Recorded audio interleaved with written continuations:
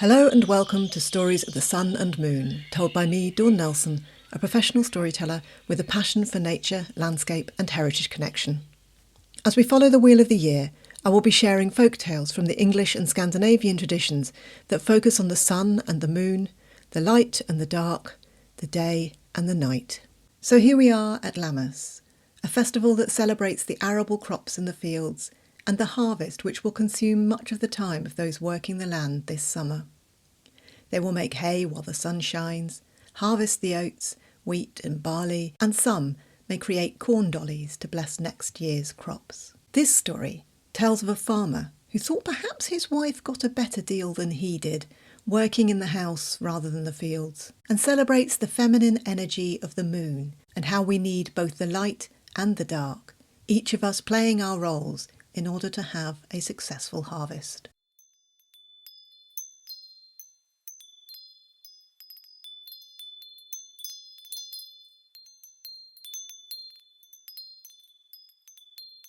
There was once a farmer who spent days in the fields working hard to harvest the wheat. Swinging the scythe back and forth under the heat of the sun, it made his back, neck and shoulder muscles burn and his head ache. He'd been a farmer since he was a young boy, but this year was somehow harder. He and his wife had recently had their first baby, and as many of us know, for those first few months, sleep is an evasive thing. His wife would come up to the field each day with the babe strapped to her back to bring him his lunch of freshly baked bread, cheese and, if he was lucky, a small flask of cow-warm milk that made a change from the small ale that he usually drank. When he got home, she'd have his dinner ready and the babe would be sleeping. At this point, he'd get a few moments' respite between his day in the fields and the restless night ahead. It was one of those evenings, as they were eating their meal, with the baby quietly snoring, that he announced, "Wife, I think you must have an easy day around the house compared to my long days with the scythe in the fields. For when I come home, it is such a haven of peace and tranquillity that you must have very little to do." "Really?" said his wife. "Yes." The husband was emphatic. "Surely all you have to do is a bit of washing here and there, feed the pig, milk the cow, bring my lunch up to the field, cook dinner and, well, mind the baby." "Mind the baby," the wife replies. The husband clearly does not hear the warning in her voice, for he continues to tell her of all the hard work he does in the fields under the blistering sun, and how she must be very well off in the cool shelter of the house. At night, when she feeds the baby, well, she has the moon to keep her company instead of the fierce sun, and after all, if she's tired, she can surely sleep in the day.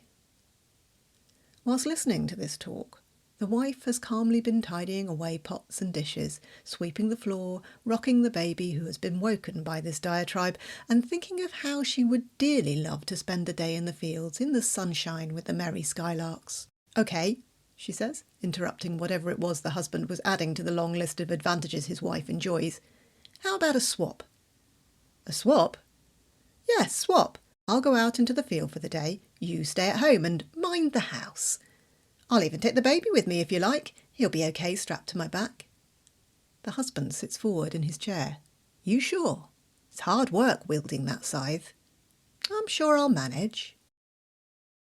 The next morning starts pretty much the same way as it usually does. After breakfast, the wife is away to work in the fields. She wraps the cloth around her that holds the baby tight to her back and will protect him from the sun of that day. "I started the bread off for you."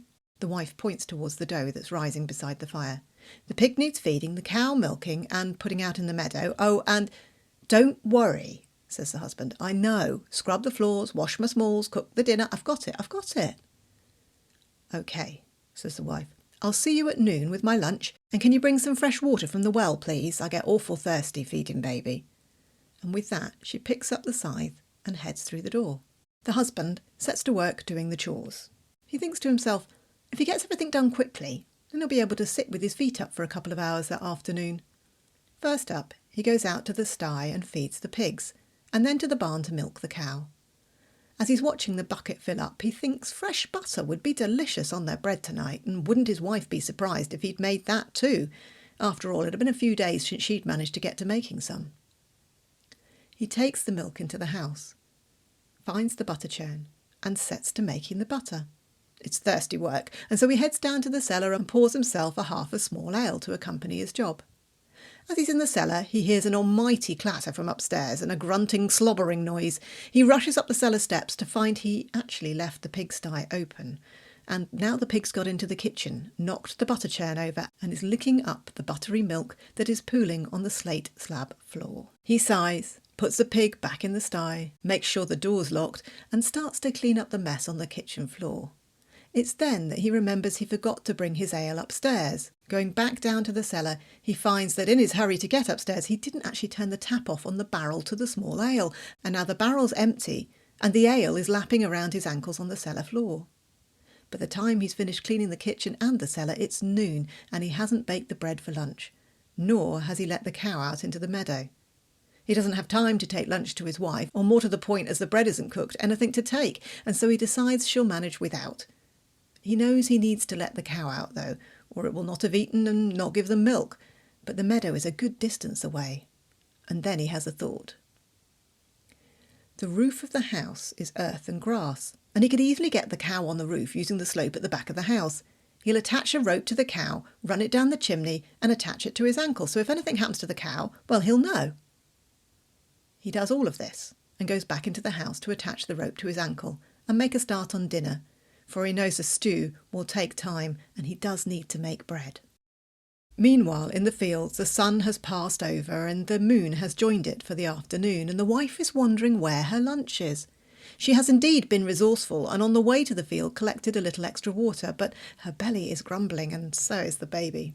Although her day is not yet complete, she starts to head home, for she cannot do much more work on an empty stomach.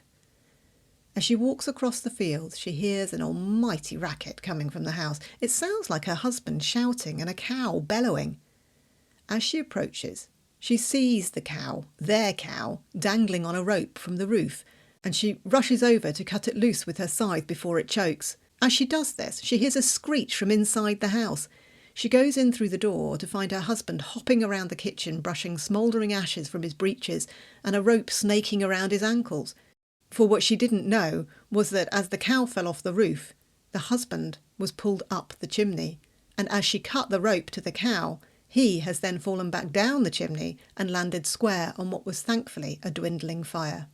The whole story comes out, and thankfully they can both see the funny side of it, and they both agree that they really should stick to the things that they are good at. The wife at minding the house, and the husband at bringing in the harvest. For the wife, too, has not had the easiest day with no lunch, and has sighed but half of what the practice swings of her husband would have done. And so it is, listener, that if you, whoever you may be, are so good at a particular job that you make it look easy, instead of comparing, let us value what we each bring to the table and work together to bring in the harvest.